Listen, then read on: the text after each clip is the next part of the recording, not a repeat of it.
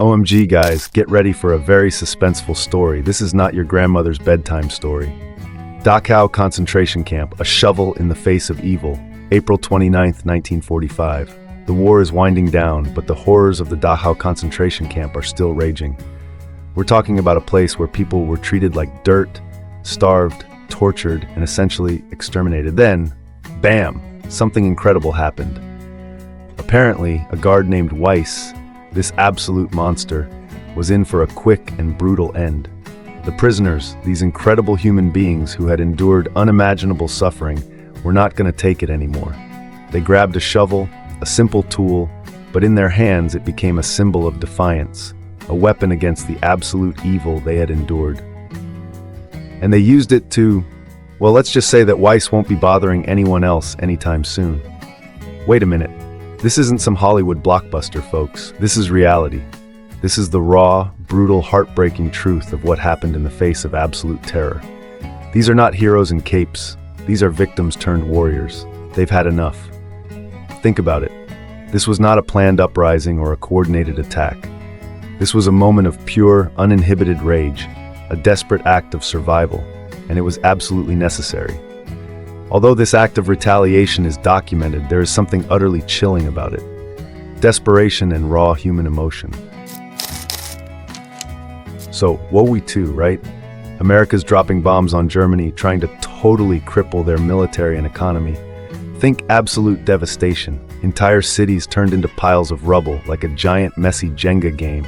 Streets were just chaos. Imagine walking through a war zone. Everywhere you look, just mountains of debris. But the Germans, they're not backing down. They're resourceful, seriously resourceful.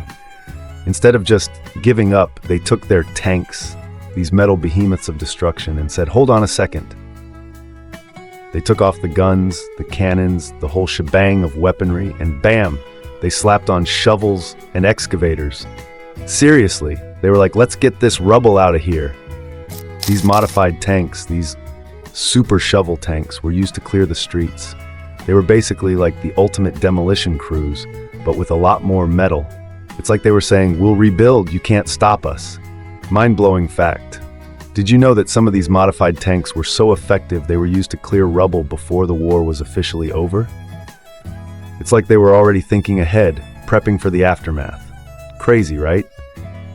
It shows how, even in the midst of utter destruction, ingenuity and resourcefulness can prevail. And that's a lesson for us today, people. Never give up. So what do you think? Totally epic, right? Let me know in the comments. Hit that like button if you loved this historical tidbit, and subscribe for more crazy history facts. Check this out. Seriously, epic photo. This ain't your grandma's history lesson, folks. Look at these badasses, a whole squad of American pilots from the 8th Air Force Bomber Command, rocking their high-altitude gear in 1942. Woe we too, baby. Bombers were everything back then, absolutely crucial for winning the war. These guys were literally flying into the face of danger. These pilots are decked out in specialized high-altitude clothing, oxygen masks, and flight goggles. They needed that gear to survive the brutal conditions up there. Imagine the freezing cold at those altitudes, and the lack of oxygen. That's some serious stuff. But here's a wild fact.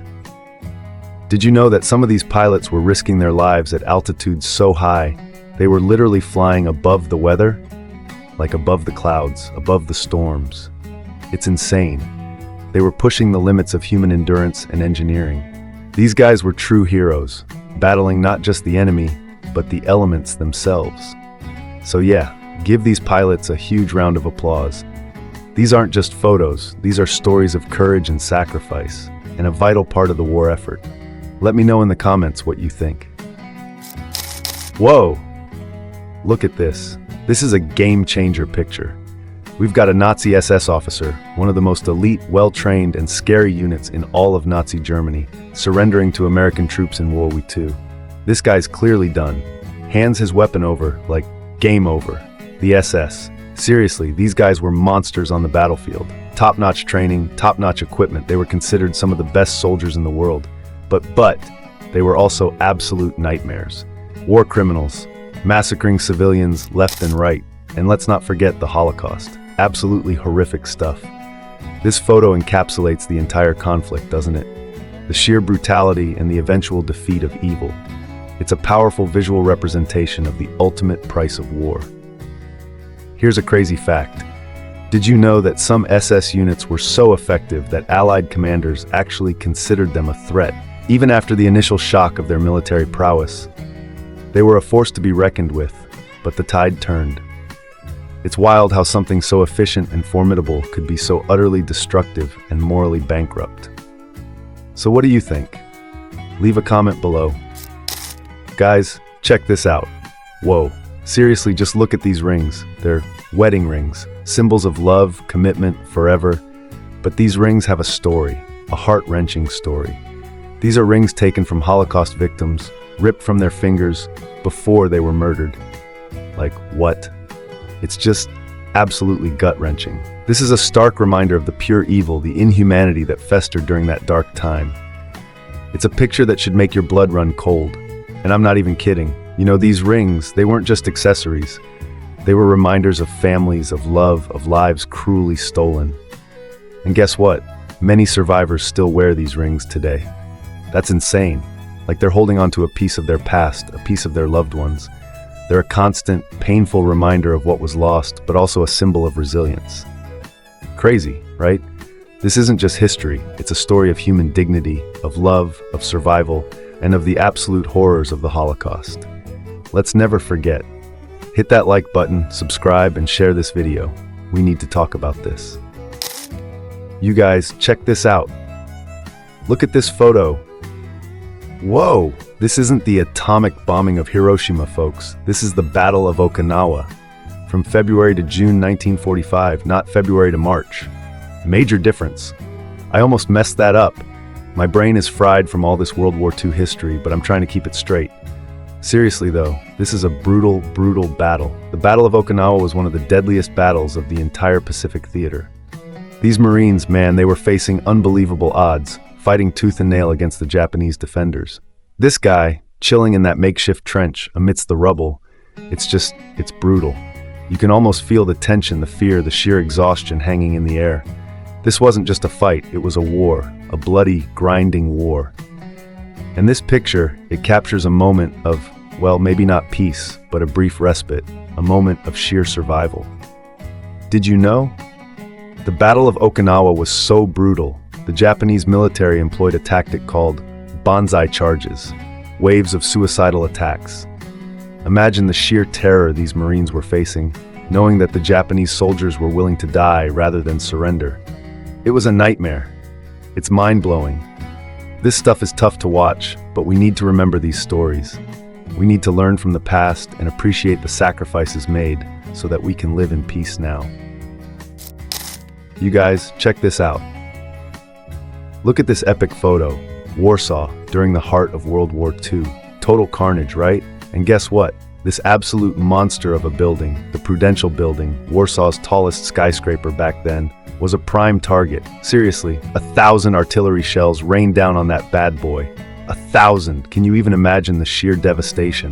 This thing was practically pulverized, but it was rebuilt, and it's still standing. Like seriously, still standing tall. A testament to human resilience and the sheer will to rebuild. This building's a symbol, a beacon, a freaking inspiration. It's proof that even in the face of utter destruction, you can rise again. Incredible, right? And you know what's even more insane? Did you know that during the reconstruction, locals literally salvaged every single brick and piece of usable material they could find from the rubble? That's dedication, people. They didn't just rebuild it, they recreated it with their own hands, using the very bones of the city's past. That's some next-level grit right there. So yeah, big props to Warsaw and the Prudential Building for showing the world what true resilience looks like. Seriously, check out this pic of the aftermath. It's mind-blowing. This is history, guys. Raw, unfiltered, and totally inspiring. Drop a comment if you think it's awesome. This photo, folks, is iconic. One of the most iconic images of World War II, and it perfectly encapsulates a pivotal moment in Soviet history. See that dude, Stalin? Looks pretty chill, right? Sitting there, seemingly calm as can be, but hold up. Behind that fake tranquility, there was a hurricane of emotions brewing. Germany just invaded the Soviet Union, a devastating blow. Stalin knew it was a fight for the survival of his country. The struggle was about to begin. This photo, while not officially sanctioned, totally captures that moment of sheer tension and uncertainty. You can practically feel the weight of the world on his shoulders. It's like, bam, the war's right there in that room. Whoa! Did you know? Stalin, despite his apparent composure, was actually terrified by the invasion. Historians believe he was so shaken that he initially ordered a general mobilization, but then panicked and took a step back to assess the situation. Talk about a leadership crisis.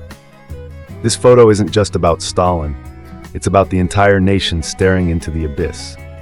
It's about courage, resilience, and the sheer willpower of a people facing unimaginable hardship.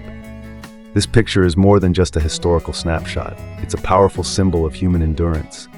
It's a reminder that even in the face of utter devastation, the human spirit can find ways to persevere. So yeah, next time you see this image, don't just look at the surface. Dig deeper, feel the intensity, and remember the story of a nation battling for its life. You guys, check this out. Look at this crazy WoW2 plane photo. Did you notice those shark mouths painted on the front of some of these bad boys? Whoa, seriously, intense shark teeth and a ferocious expression. It's like the plane is literally saying, "Back off, you punks." This wasn't just some random art, my friends. These planes were trying to intimidate the enemy. They were showing off their power and strength. It was all about psychological warfare, like, we're so tough, we're like a hungry shark. And the coolest part? It's believed these shark mouth designs were inspired by the actual sharks themselves. Think about it. These terrifying predators are known for their speed, agility, and unstoppable hunting prowess. So they basically painted their planes like sharks to show their enemies just how deadly they were going to be in the air. It's genius, right? These shark mouth designs were super common on planes from Germany, Japan, and even the US. It was a universal symbol of fear and force, which is pretty wild when you think about it. Quick fact bomb. Did you know that some pilots even named their planes after sharks? Talk about a badass way to go into battle. They were truly trying to channel that primal, predatory instinct into their war machines. Crazy stuff. Holy moly. This is Major Eric Bondi, a Swedish badass, chilling with a cigarette after getting ambushed twice in the Congo on January 15, 1961. Seriously, like twice? That's some next-level resilience, right? This photo is a total game changer. It's not just a picture, it's a testament to human strength. This dude is facing down adversity and he's just smoking. Unbelievable. This image screams, "I'm not going down without a fight." It's a powerful reminder that even when the world throws you curveballs, you can still find the strength to keep going. Major Bondi's chilling composure is like a total mood booster. It's about finding that inner fortitude even when you're in the middle of a war zone. You know what I'm saying? This is raw, unadulterated strength.